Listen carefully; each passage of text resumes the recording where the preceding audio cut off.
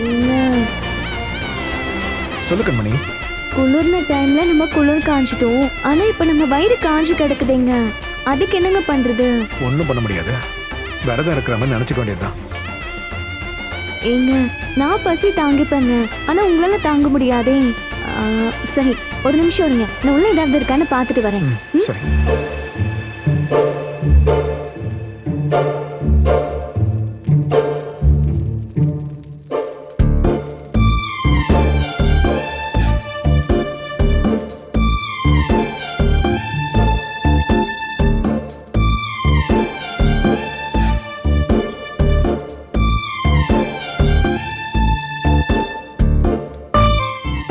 என்னாச்சு கண்மணி?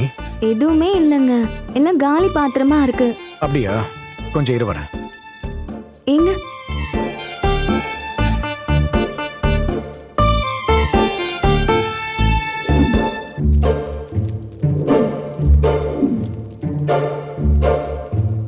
இது போதுமே.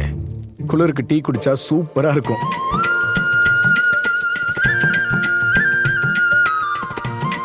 ஏங்க டீ தூள் இருக்கு. ஆனா பாலுக்கு எங்க போறது?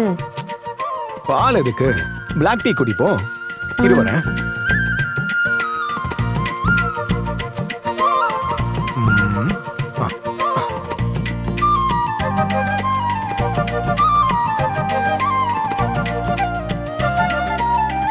இரு, நான் ஒண்ணு பண்ணிட்டு வரேன்.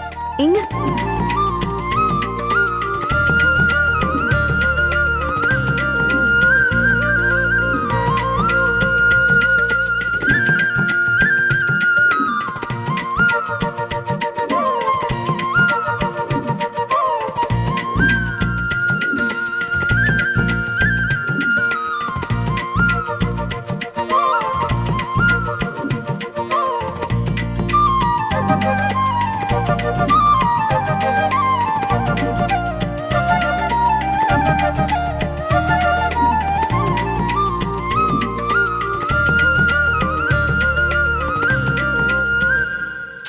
பாவம் கண்மணி நீ.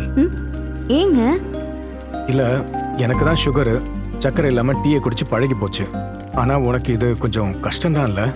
அதெல்லாம் ஒண்ணும் இல்லைங்க.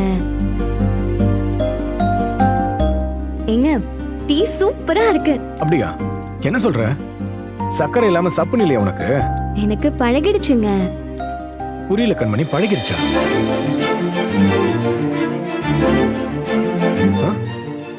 இன்னைக்கு நீங்க என் கழுத்துல தாலி கட்டி நான் உங்க வீட்டுக்கு வந்தேனோ அப்போல இருந்து நானும் என் டீக்கு சக்கரை போடுறத விட்டுட்டேங்க. என்ன கண்மணி என்ன யோசிச்சுக்கிட்டு இருக்க? ஆஹா, அதெல்லாம் ஒண்ணும் இல்லைங்க. நீங்க டீயை குடிங்க. டீ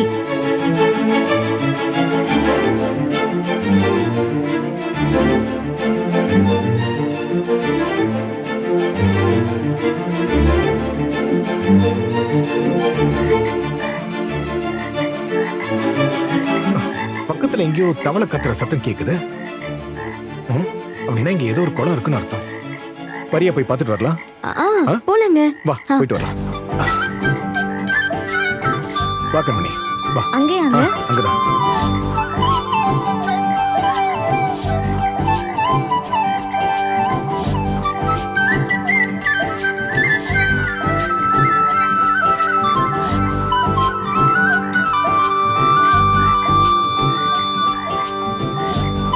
குளம் நல்லா பெருசா இருக்குல்லங்க.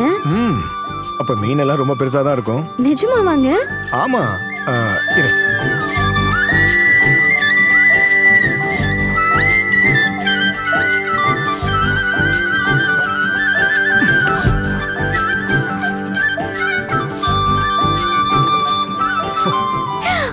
ஆமாங்க. ஐயோ எவ்வளவு பெருசு பெருசா இருக்கு பாருங்களேன் மீன். அப்போ மீன் வேட்டை ஆடலாமா? ஆனா எப்படி?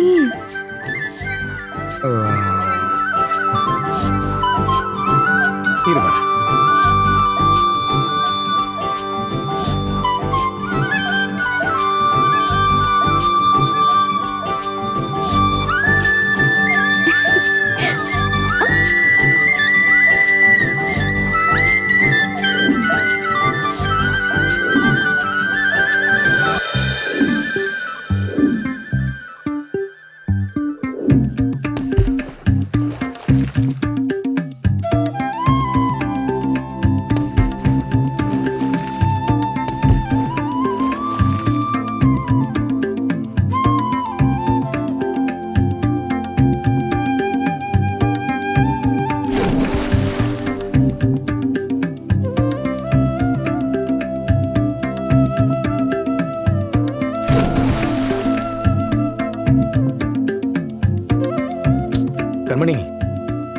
ராசி இல்ல. இந்த நீ வேணா ஒரு தடவை ட்ரை பண்ணி பாரு. ஆ இதோ வரேங்க.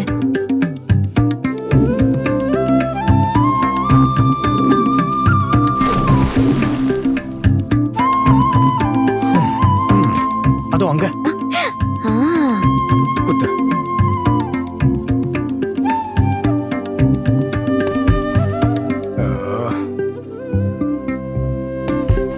தனித்தனியா பிடிச்சா வேலைக்கு ஆகாது. ம், 2 பேர் சேர்ந்து பிடிச்சா அப்ப ராசி எப்படி இருக்குன்னு பாத்துடலாமா? பார்க்கலாமே.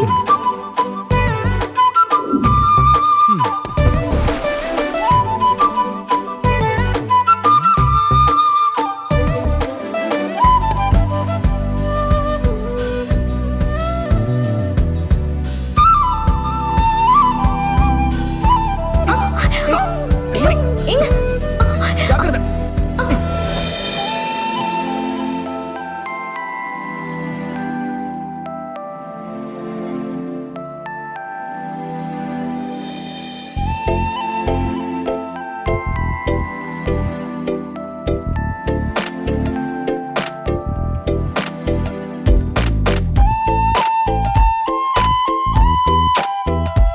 கண்மணி பாத்து.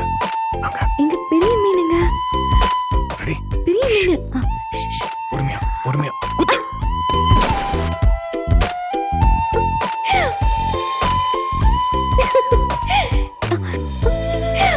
பெரிய மீனுங்க. 1 கிலோக்கு மேல இருக்கும் போல இருக்கே. எவ்வளவு பெரிய மீன்ல?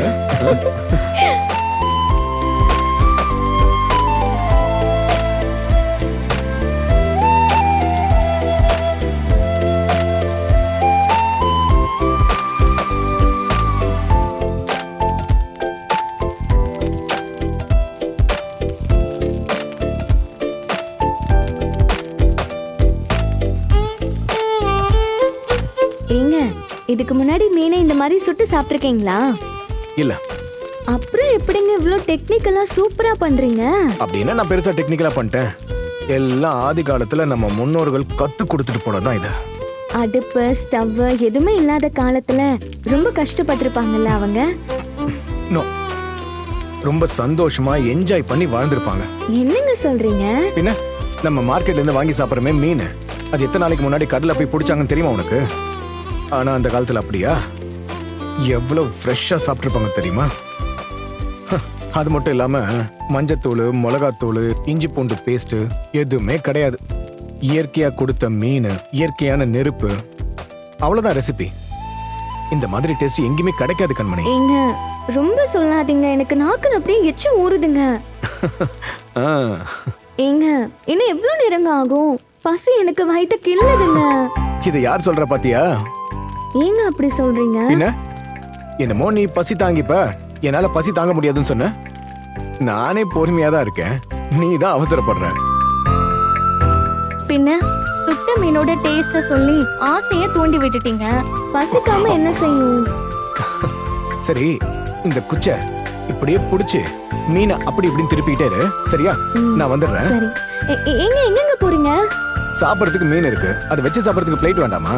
அதுக்கு எங்க அந்த பக்கமா போறீங்க? அதான் குடிசுக்குள்ள தட்டு இருக்கே. அதெல்லாம் வேண்டாம் கண்மணி. ஏங்க? ஆதிகால லைஃப் ஸ்டைல்ல இயற்கையான முறையில மீனை புடிச்சு சுட்டு சாப்பிட்டுக்கிட்டு இருக்கோம். அத தட்டுல வச்சு சாப்பிட்டா பாரம்பரியமான ஃபீல் இருக்காது.